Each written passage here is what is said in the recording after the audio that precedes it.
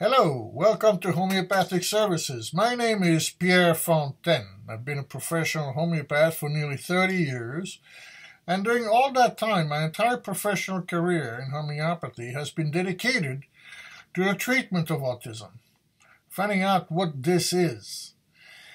And I'm extremely happy today with the results. My third book will definitely be done by June 2023. That leaves me a couple of months to finish it. Early June 2023. The title is The Language of Autism. Understanding all symptoms of autism. I don't think that's ever been done. Preventing autism. I don't also think that's never been done. In that book, I also have a chapter on the history of autism, which I have been researching for quite some time. It is somewhat common knowledge that, ironically, autism started in 1943 with Leo Kanner's article, Autistic Disturbances of Affective Contact. This is not when autism was first written about. Okay, we have to be sure of that, because if we don't have history accurately, I don't believe we can move forward very well. You see, I learned my lesson. I'm well over 60 years old, and I learned my lesson. In high school in France, you have to study philosophy. Okay, it's required.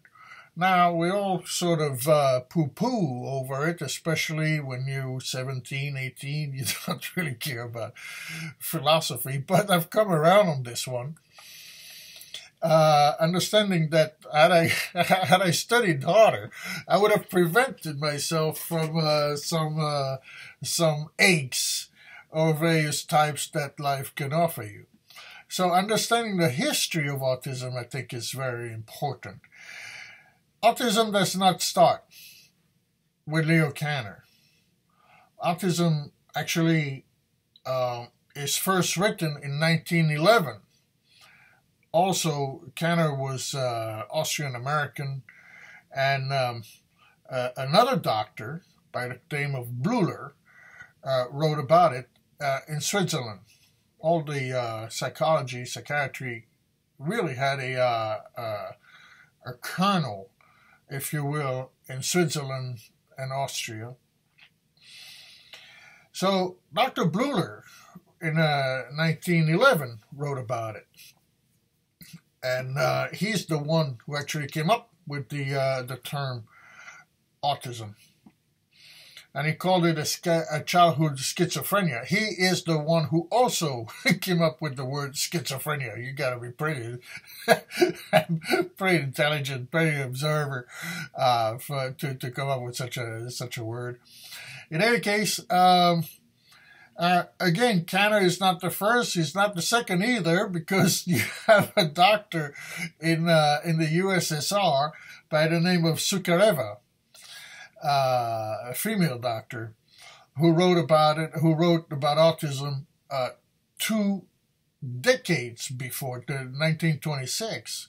She writes about autism. She mentions autism, and she mentions the sensory issues of kids on the spectrum. What is remarkable about that is that the DMS did not take sensory issues of autism into consideration until the 1980s. So we are working with quite interesting people. But if you think that 1911 is the beginning of autism, if you will, you're very mistaken. It goes back, I went back to 1304. Okay, in 1304, there's not much information, but from the behaviors, we can glean autism there, okay? And we can glean information from other kids throughout the decades and the centuries, all the way to 1799. 1799, a kid was caught in the south of France and was studied subsequently for 5 years. Now, why was this kid studied for 5 years? Why were not all the other kids not? Well, in France, you have Napoleon comes on the scene. It's the age of enlightenment, where reason is meant to be above religious beliefs. 1300, 1400, 1500, the church rules. The church rules all minds, okay? They don't rule beliefs. The church did not rule beliefs. They rule minds. And for kids at the time, it's important to have the perspective that kids did not have the luxury they have now. Kids did not have the luxury of nearly parents. Okay, kids were very quickly put to work. I come from a region where 6-year-olds already had masters and were given up by the parents. It was too much. There was too much poverty everywhere for parents to keep kids. So kids would. The region I'm from was very well known for sending kids to sweep the chimneys. I mean, we really, in Dickens' time, but well before, centuries before, clean chimneys, naked, and dying of scrotum cancer because it was all eaten up from the soot. They had masters, and it was what it was, severe and very disgusting abuse of children.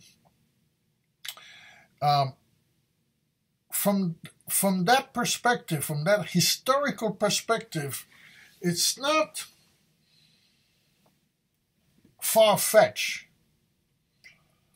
to find kids that were abandoned with odd behaviors, let's put it that way, okay? And once we read the text from back then, again, limited, but extremely extensive in 1799 with this kid in the south of France who was brought to Paris, studied for 5 years, full 5 years, by a doctor named Itard. And Itard actually is considered the father of special ed. Itard, along with Jean-Jacques Rousseau and Descartes, devised ways of teaching this kid, and they were never successful. But work they did, and interestingly enough, Maria Montessori was all her teaching methods are taken from Itard and Jean-Jacques Rousseau thoughts on this one child, on how to teach this one child. This was, we leave sort of the Dark Ages for the Age of Enlightenment again, where reason, thinking, I think, therefore I am, are the rule of the day. Napoleon, very much so. So that's why this kid is brought and studied and trying to see what makes humans humans. So there was a lot of reflection. There's a lot of written about him. And I love the idea of putting this in perspective, that autism does not start in 1943 with Tanner or even 1911, but is very well researched in 1799 and other cases before that, other cases of children found miraculously, really, because it was to survive on their own was nothing short of miraculous. And their description of their behaviors, it makes total sense that there was no infanticide for kids who displayed symptoms of autism. Even so, it was not understood as such, obviously, because the term was only coined in 1911. But they had They displayed symptoms of autism. And why did this kid survive versus the others? Well, the others were drowned. If a kid was born with a physical impairment, then the child was getting rid of. That is just the reality of it. Okay? Or put out in the forest and bless his soul. That was the reality. But a kid on the spectrum does not display, nearly on the contrary, they generally very good looking, according to some.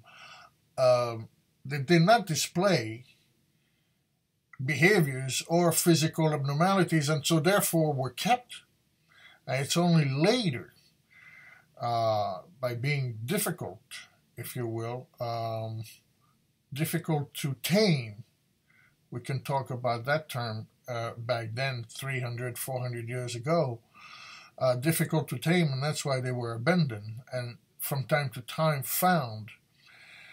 And again, in 1799, studied, finally, because of the Age of Enlightenment and the philosophers that pushed this along, that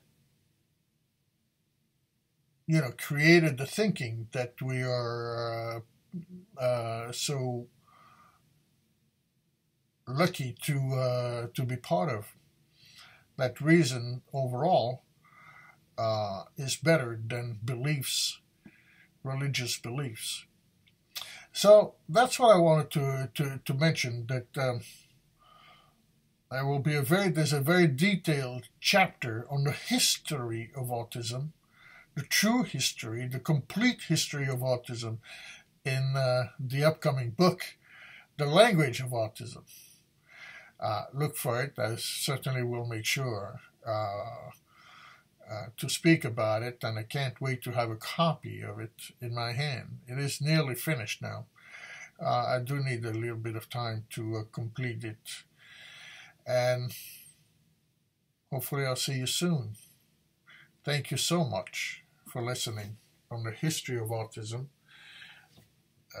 The Language of Autism also includes, but I've talked about this prior, what I call a rock bottom definition of autism. What is ultimately autism? It is not developmental delay. Developmental delay is not a definition that is distilled enough, in my view, to fully understand autism. Once we have the full understanding of what autism is, then we can understand the symptoms. That's why it says, and the subtitle of the book is Understanding All Symptoms of Autism. The logic that is behind going nuts for a wet spot on the shirt, not being able to use the bathroom, eating one food, and so on and so forth. That is found throughout cases in history here.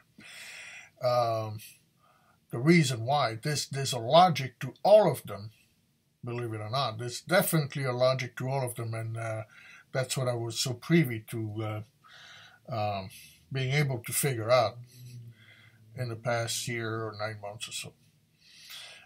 And therefore, The Language of Autism. It had to be written. Thank you so much for listening. Homeopathic Services, homeopathicservices.com. Visit the website, and hopefully I'll see you soon. And you've learned something. Bye-bye.